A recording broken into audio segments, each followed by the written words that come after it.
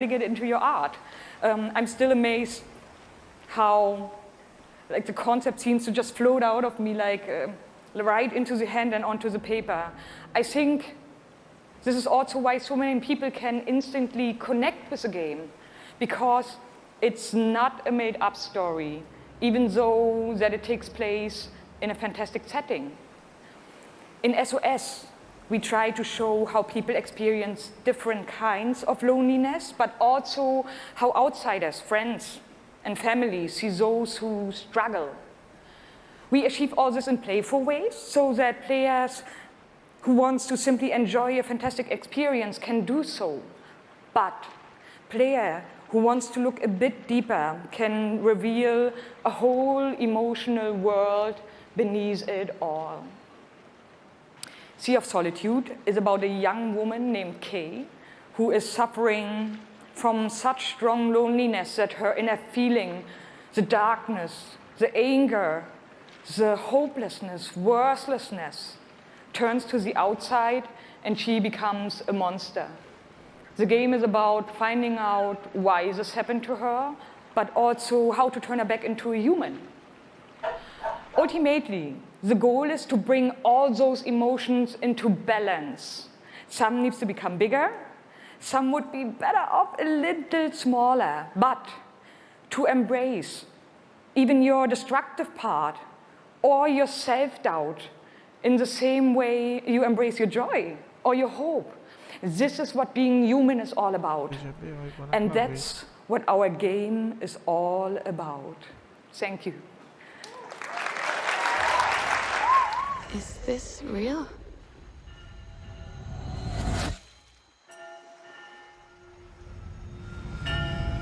This world that I live in is empty and cold. The loneliness cuts me and tortures my soul. I'm no child of destiny and no fortune's son. I've just chased you so long now, I'm too weak to run. A new day is here, but nothing is new. Alone in my room, I tremble for you.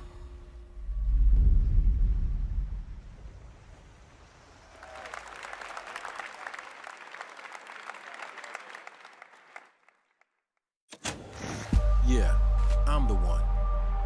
But I'm not the only one. We are the one. We can shut you down, and we can put you on an island. Crossover. Gather. Gang. And we're balling. Be ready. Because we're coming at you with the squad. Say it how you want. Trust the process. Run as one. Call next. Or be the answer. As long as you hold your course.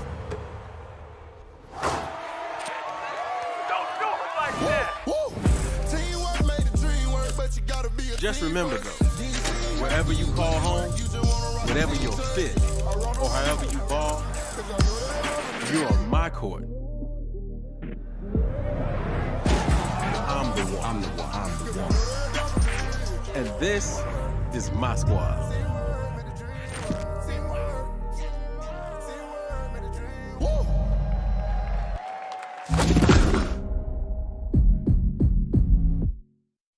My name's Shea Kivlin, aka Young Kiv. I'm from Seattle, Washington. The only goal of mine is really to win the Madden belt. Kiv's been going after that belt since 2016. At some point, he's gonna need to get out of this quarterfinal and claim a major. It's a big night for Young Kiv. He's been stuck at the quarterfinals. And here he is now in his first championship game, looking to accomplish a goal. 3rd and 4, throws it low. T.Y. drops it. That was a phenomenal read, and Trini's got the lead. 40-19. I hate losing way more than I love winning. Oh, we have an incredible matchup. It's a rematch. Touchdown, Kev. He throws it high, and Young Kev is going to be your champion. Can I play you again? You want to get smacked again on TV? Happy face. No. Madden 18 champion. He's finally done it.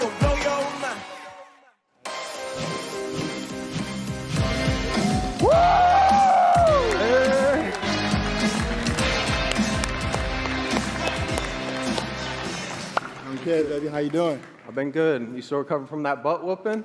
Wow, already starting. Okay. Hi, everybody. I'm Juju Smith-Schuster from the Pittsburgh Steelers. As you guys can see, king of touchdown celebrations. That's pretty fire. I like that a lot. As you guys know, this is Young Kiv, Madden 18, Madden champion. Like, give it up for Young Kiv, y'all. Give it up.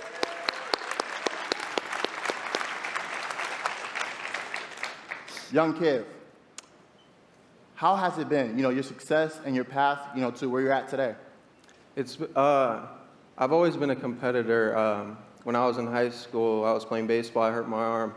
So then I picked up Madden, and at first, I was really bad. I was getting blown out online, but I kept at it. I put more and more time into it. Eventually, I made my first tournament, but I had a big decision. It was the same time as my graduation. Wow, okay. So the key to be the #1 player in Madden is to hurt your arm in baseball. That's number one. Number two, you said you had the decision to go to your graduation or go to the tournament. So, what did you do? I chased that money. I still got my diploma, but I chased that money. There you go. We're out here chasing money. That's awesome. Okay, now the past few years, how has it been for you? I know you had some ups and downs. It's been tough. I've had a lot of devastating losses. I've been so close so many times. I made the final on TV and got blown out by all those losses. It made me gain a lot of mental toughness, and that's why I got this belt. That's awesome. That belt is so amazing. There's a lot of, bling on that belt for you. Well, today, EA Play, first look at the Madden 19 trailer. Super excited. It's going to be so fun. It's lit. I honestly wish I can stay right here and talk to you guys forever, but I'm not going to board you guys. We're going to go out. I'm going to try to take this belt, round 2. So we're out. Have a good day.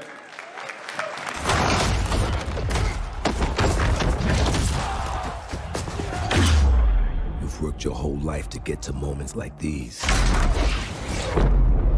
To the very top of the mountain. You battled through the pain and failure. All just to get to this place where you've been told legends are born. You fall so you can rise. And you rise so that you can truly see. See that it was really never about reaching the end of the road at all. But about all the moments that got you here.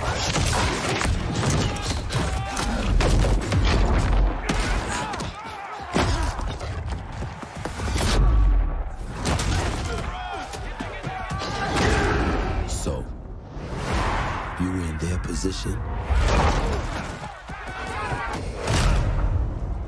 would you let the moment define you? Or will you define the moment?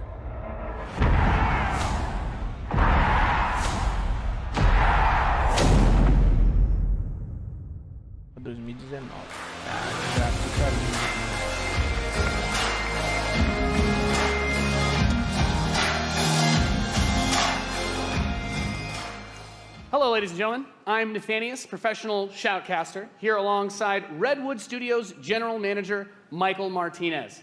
How you doing today? I'm super excited to be here. Yeah, we're going to do this presentation a little bit differently and give you your first look at a brand new mobile game in a live, winner-take-all, head-to-head match. Michael, why don't you tell us the rules? Sure thing. The objective is straightforward. Destroy the opponent's base to win.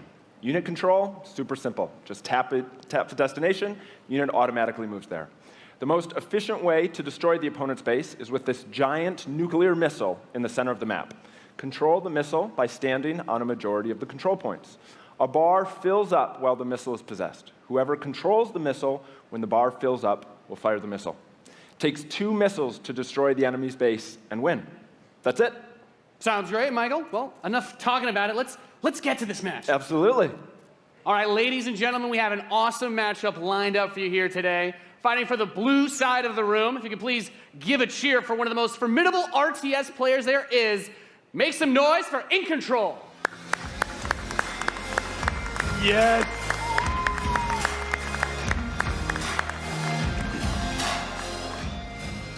His opponent, fighting for the red side of the room, a competitive mobile gaming phenomenon. Please join me in welcoming to the stage Nick at Night.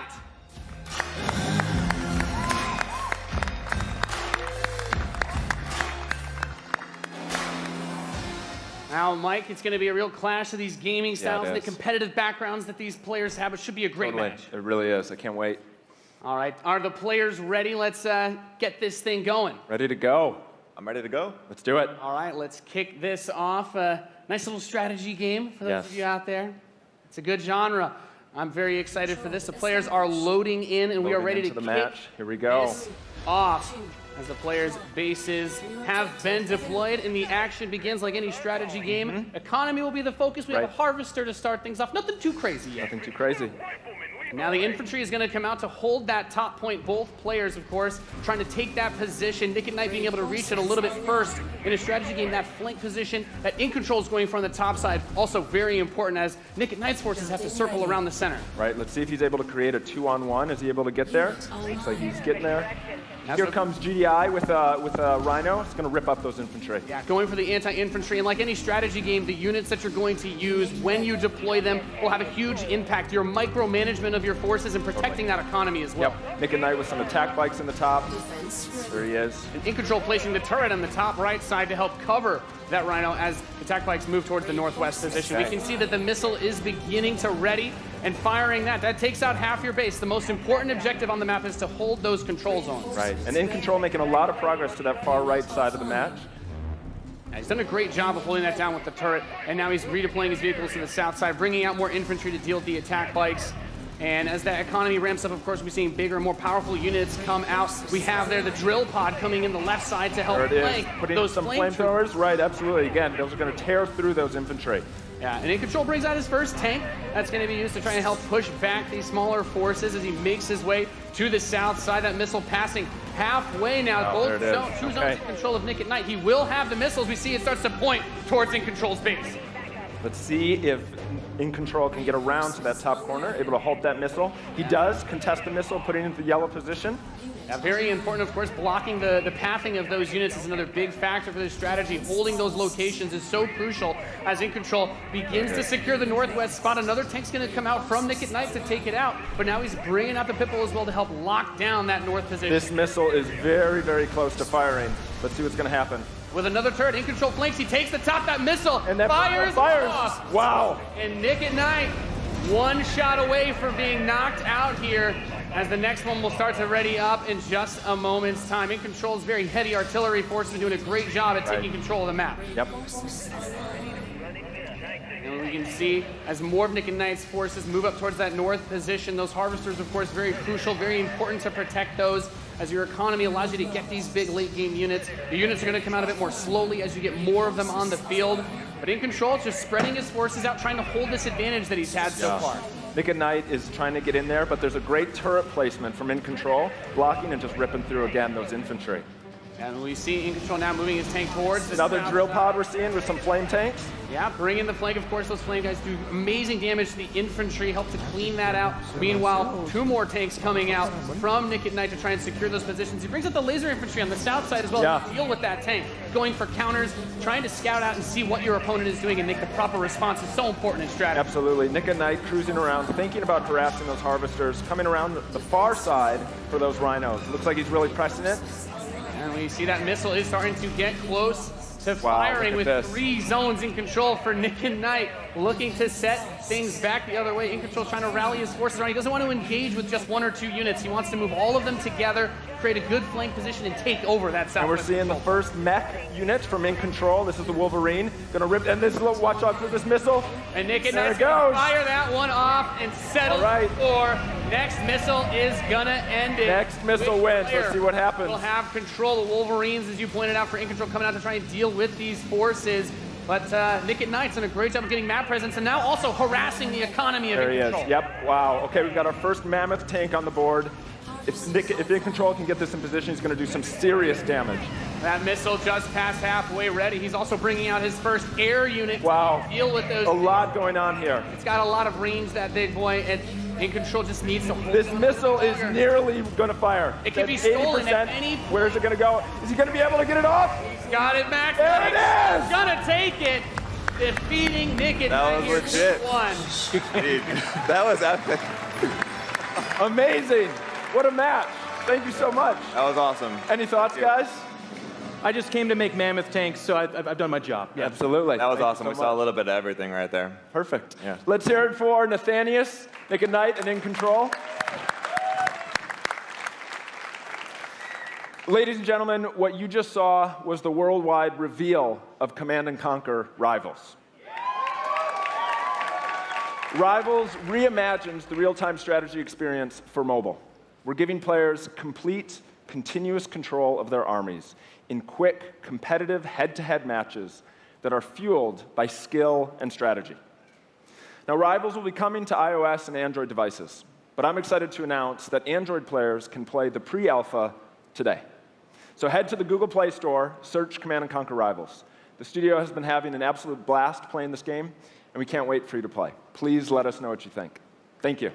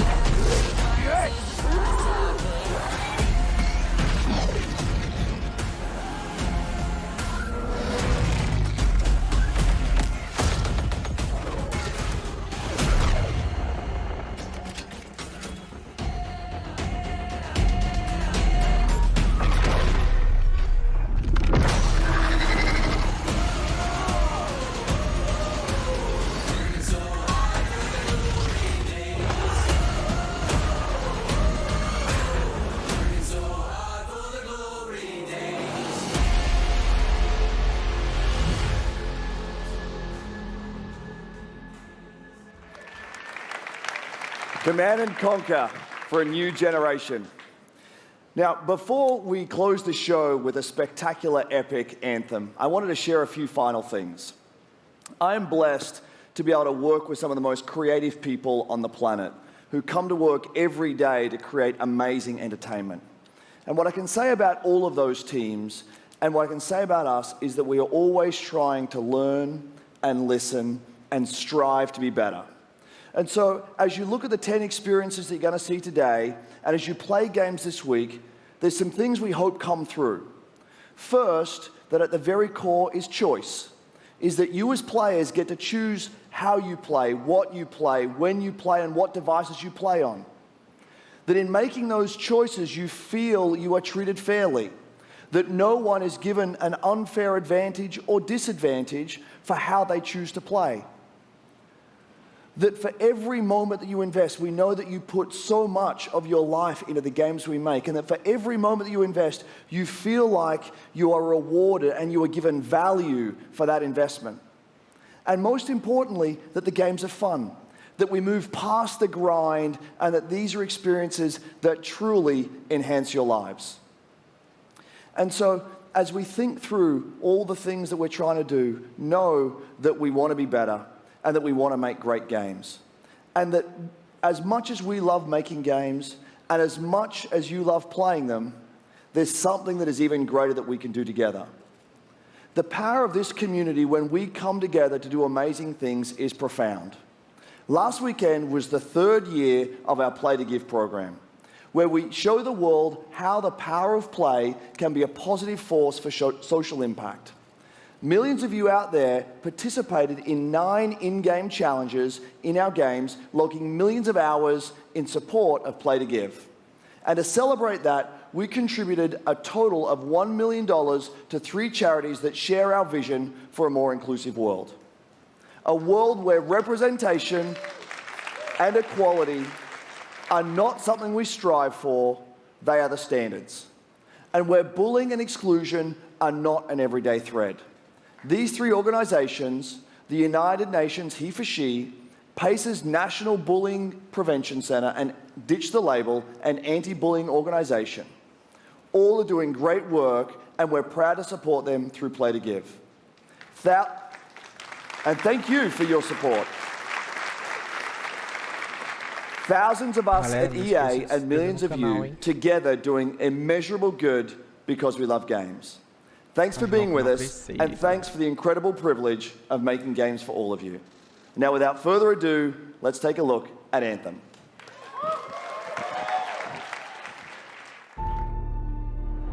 The gods vanished and left our world in chaos, creating, altering, destroying. The anthem is all that remains.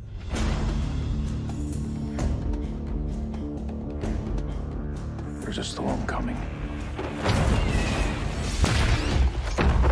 These walls can't protect us forever.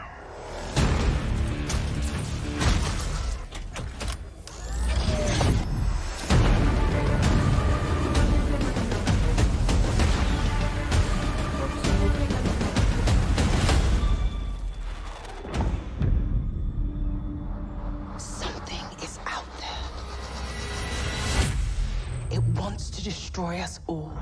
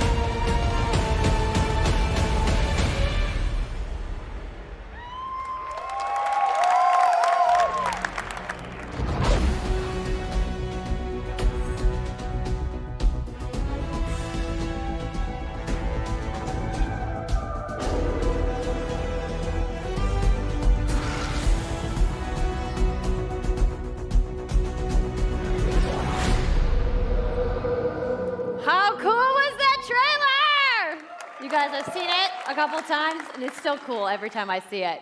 So I know all of you, like me, have had tons of questions about Anthem since last year because we're all BioWare fans. So we're going to do something a little bit different for the rest of the show, and we're going to take a deep dive into Anthem.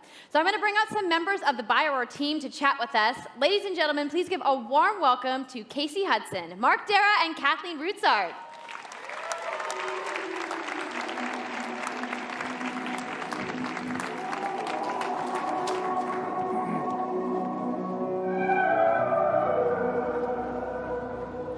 Thanks, guys. Thanks for coming out today. Just got a little game to show, right?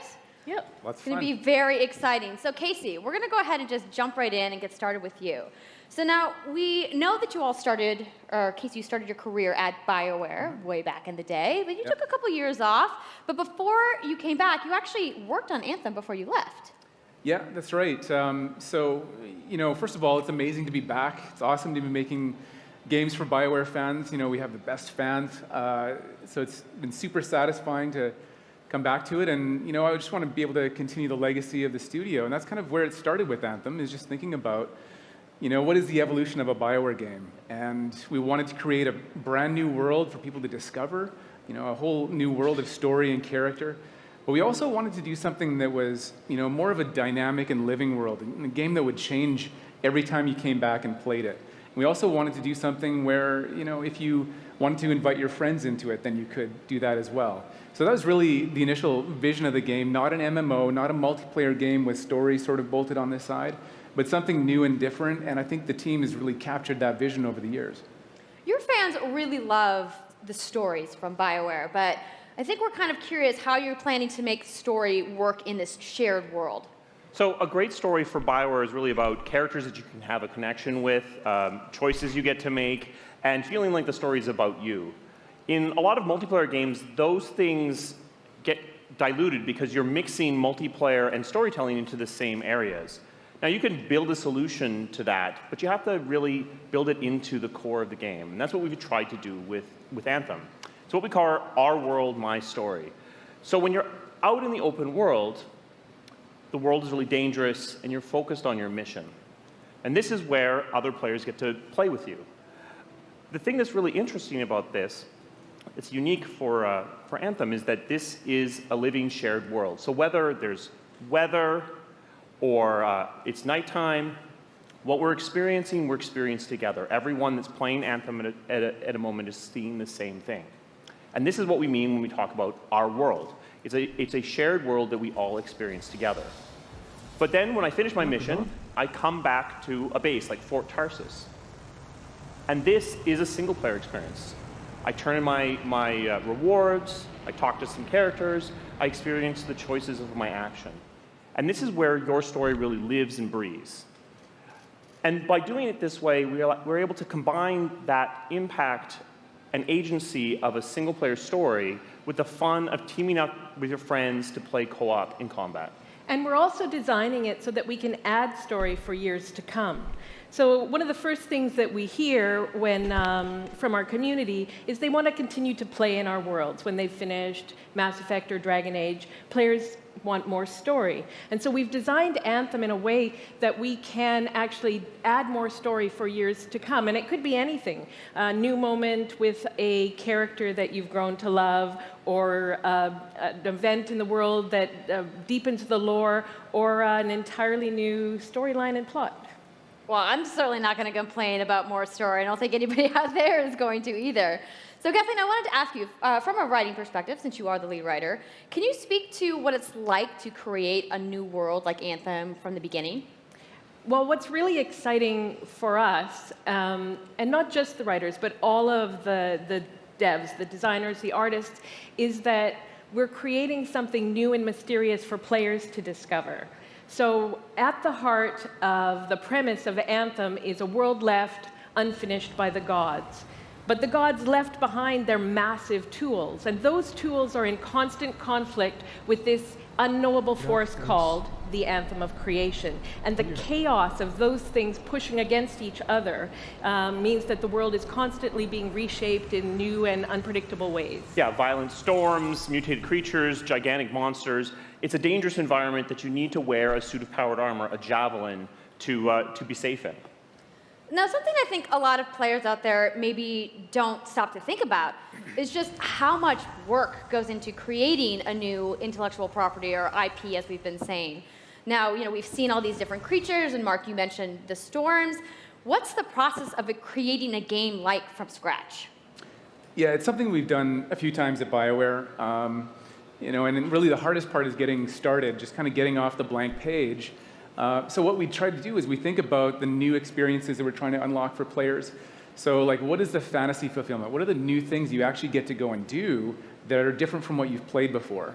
So that's where we start. And then once we think about those things, that's the power of creating new IP, especially for games, is that you actually get to build a whole fictional universe that's meant to bring out a certain experience.